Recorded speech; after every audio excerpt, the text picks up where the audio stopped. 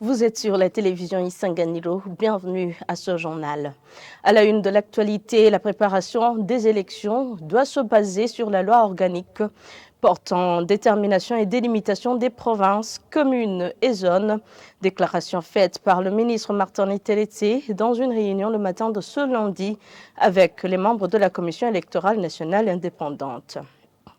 À la veille de la célébration de la journée de la liberté de la presse, l'ambassadeur de l'Union européenne au Burundi a, dans un point de presse tenu ce mardi, annoncé que la liberté de la presse a enregistré des avancées au Burundi. Tout de suite, les détails.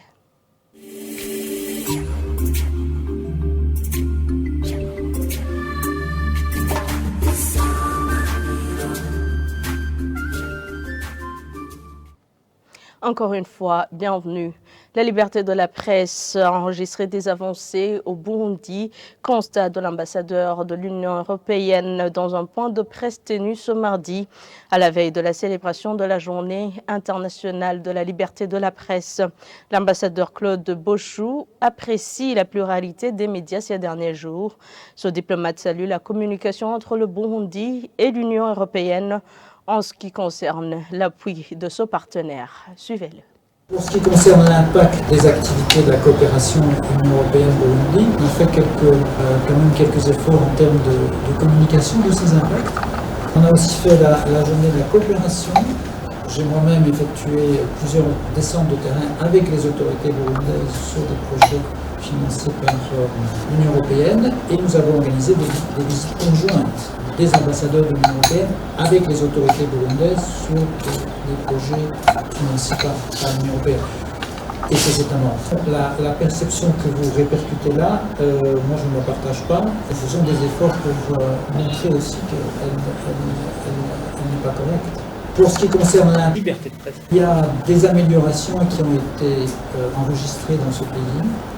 Et d'ailleurs, le classement Reporters sans frontières 2 années de suite y a fait écho.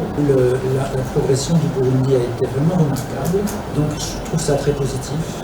Et comme vous savez, un certain nombre de médias ont à nouveau été autorisés à venir au Burundi. Certains sont revenus. C'est que tout n'est pas encore parfait. Je disais que un membre de la commission chargée précisément de ces questions-là, les droits fondamentaux, la liberté de presse en Europe, disait que voilà, il y avait encore des progrès à faire en Europe aussi, dans le domaine de la liberté de la presse. Donc je crois que chaque pays évolue à son rythme en fonction de sa sociologie. Et moi, ce qui me frappe toujours, c'est quand un pays arrive de manière un peu inattendue à faire des progrès qui sont qualifiés d'aussi considérables par des organisations de journalistes. Pour moi, ça a du poids. Effectivement, ces médias qui étaient interdits, tous à nouveau être actifs maintenant. Que le président burundais rencontre et discute avec 2 de ses prédécesseurs. Cela démontre sa volonté de gouverner différemment.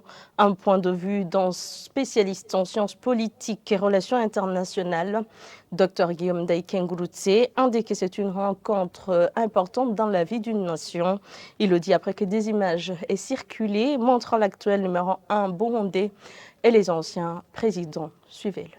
C'est une rencontre importante dans la vie d'une nation. C'est une rencontre importante. Le Burundi a la chance d'avoir des anciens chefs d'État qui sont toujours vivants, ce qui n'est pas le cas pour la plupart des pays d'Afrique. Depuis 2020, nous remarquons qu'il y a une volonté au plus haut sommet de l'État de gouverner différemment. Et cette volonté se manifeste entre autres par le fait que le président de la République essaie de consulter plusieurs catégories de la population, plusieurs personnalités, même les personnalités qui sont en dehors de son parti politique. Et donc, c'est tout à fait normal au regard de l'expérience que les 2 chefs d'État ont pu avoir, parce qu'ils ont eu à gérer le pays dans des circonstances assez difficiles et des circonstances différentes de celles d'aujourd'hui. Donc c'est tout à fait normal que le chef d'État actuel puisse avoir des relations avec ces anciens chefs d'État. Leurs expériences différentes peuvent l'inspirer aujourd'hui dans sa façon de gouverner.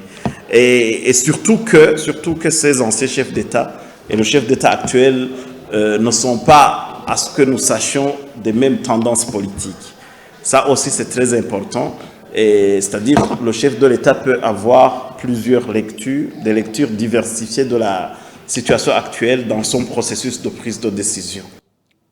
Je vous le disais en titre, le ministre de l'Intérieur, Martin Niteletse, a rencontré le matin de ce mardi des membres de la Commission électorale nationale indépendante. À l'ordre du jour, ils ont échangé sur la préparation des élections en se basant sur la loi organique portant détermination et délimitation des provinces, communes et zones. Suivez-le. Le jour portait sur un seul point. Il était question d'échanger par rapport à la nouvelle loi portant délimitation des provinces, des communes, des zones, des collines ou quartiers.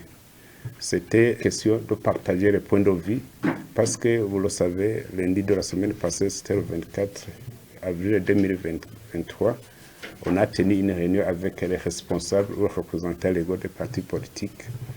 L'une des recommandations assorties de cette réunion, c'était que les partis politiques ont souhaité qu'on échange avec l'organe qui organise les élections, qui est CENI, sur la compréhension commune avec toutes les parties prenantes par rapport aux dispositions pertinentes de cette nouvelle loi. Et on a conclu que d'ici peu, on organise une réunion alors conjointe entre le ministère, la CENI et les représentants des partis politiques pour échanger effectivement des points de vue de la CENI et les points de vue des partis politiques pour que ces points de vue-là, on a constaté que ce sont des points de vue qui sont plutôt complémentaires, ne divergent pas, mais il faut qu'on ait des réunions pour partager effectivement certaines hypothèses qu'on doit mettre en commun et à trouver des solutions communes. En actualité internationale, le gouvernement soudanais appelle les 22 pays membres de la Ligue arabe à condamner les paramilitaires des forces de soutien rapide. Dans une réunion d'urgence de la Ligue arabe, le gouvernement soudanais a fait savoir que le pays souffre des attaques multiples de la milice rebelle.